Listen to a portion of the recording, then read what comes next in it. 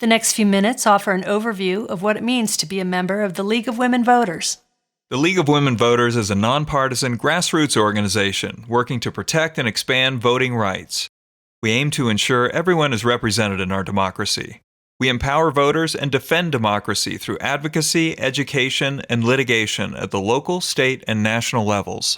This began in 1920, after multiple states had guaranteed the right to vote to white women who were citizens of the United States. It became clear that the federal government would follow suit. Suffragists had fought for this right for decades. Following the ratification of the 19th Amendment to the U.S. Constitution, they turned their attention to educating the many new voters. Access to news and election issues were very limited at the time. This national effort of the League of Women Voters rose from Chicago. Today, the League of Women Voters operates with 3 levels of organization: national, state, and local communities. Its numbers continue to grow. The Colorado League began in 1928 and has leagues in 19 communities across our state. Most are defined by county. The vision of the League is a democracy where every person has the desire, the right, the knowledge, and the confidence to participate in civic ideals and elections. Our call to action is making democracy work. Since its founding, the League has been a nonpartisan organization and does not support or oppose candidates or political parties at any level of government.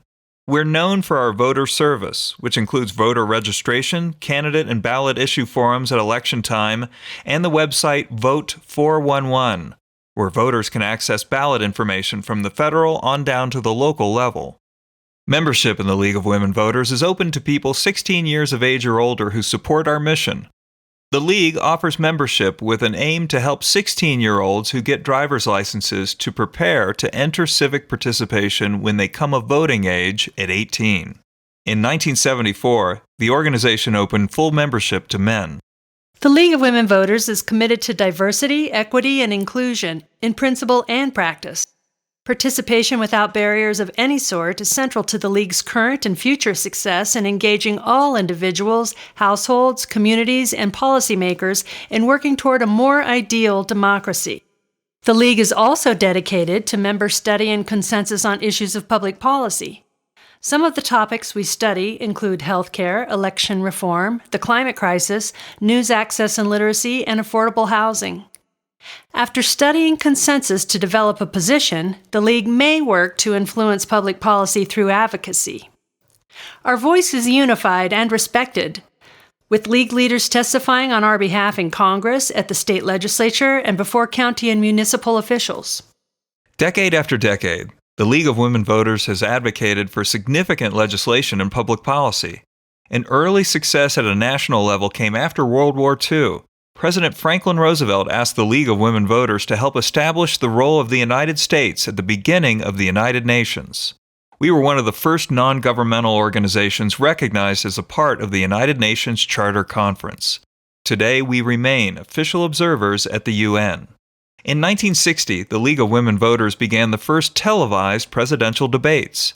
However, as the candidates demanded more partisan conditions, the League withdrew its sponsorship in 1988.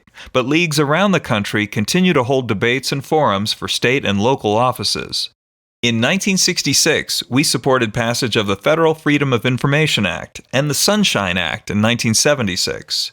In 1993, the League helped to pass the National Voter Registration Act.